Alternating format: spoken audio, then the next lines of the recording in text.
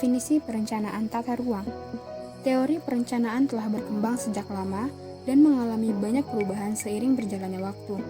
Sedangkan perencanaan sendiri menurut Patrick Geddes dalam Revita 2016 mencetuskan untuk pertama kali hingga saat ini telah mengalami banyak perubahan. Teori perencanaan mulai berkembang pesat setelah revolusi industri yang mengakibatkan adanya kemunduran kota. Adanya revolusi industri tersebut yang membuat kebutuhan buruh di perkotaan semakin meningkat. Dengan begitu, akan terjadi degradasi lingkungan yang membuat pakar kota menginginkan suatu reformasi. B. Teori struktur ruang kota. Teori konseptual tipe Amerika Latin dikemukakan oleh Ernest Griffin dan Larry Ford pada tahun 1980 berdasarkan penelitian di Amerika Latin dalam artikelnya yang berjudul A Model of Latin American City Structure dimuat dalam majalah Geographical Review pada tahun 1980 menunjukkan model struktur keruangan internal untuk kota-kota di Amerika Latin merupakan kombinasi unsur-unsur tradisional dan modern yang mengubah citra kotanya. Adanya sektor permukiman kelas elit, jalur perdagangan, serta zone kontris melingkar yang menggambarkan distant decay principles mengenai kualitas permukimannya.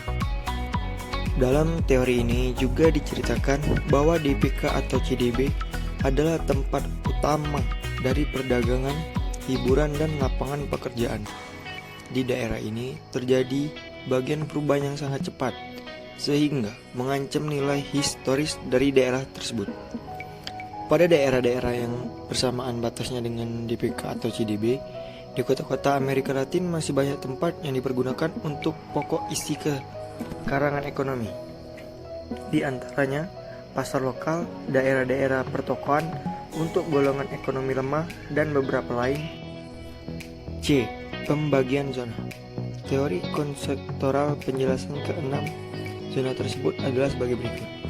1. CDB, Central Business District, daerah pusat kegiatan sangat dinamis. 2. Zona perdagangan industri atau commercial space sector. Letak jalur ini menjari dari pusat kota Central Business District ke arah luar dikelilingi pemukiman elit. Peraturan Zoning and Land Use Control berlaku pada daerah ini, sehingga golongan penduduk kelas tinggi pindah ke arah pinggiran kota, tempat tinggal yang lebih modern dengan halaman yang luas. 3. Zona permukiman elit dihuni oleh orang-orang dengan perekonomian baik, seperti pengusaha atau pejabat. 4. Zona perkembangan yang lanjut atau Zone of Maturity, termasuk daerah permukiman yang kondisinya cukup baik.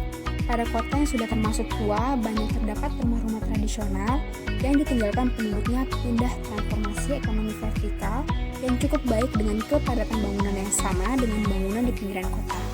Hanya struktur yang berbeda dan kepadatan penduduknya lebih kecil dari daerah pinggiran. 4. Zona mengalami perkembangan setempat. Zone of in situ accretion. Kualitas hunian sederhana, variasi perumahan berbagai tipe, ukuran, kualitas, namun ada 1-2 rumah yang bagus. Pembangunan perumahan dan lingkungan dinamis, serta perumahan terkesan semrawut. 5. Zona yang banyak ditempati pemukiman liar. Perumahan dan fasilitas paling buruk kondisinya.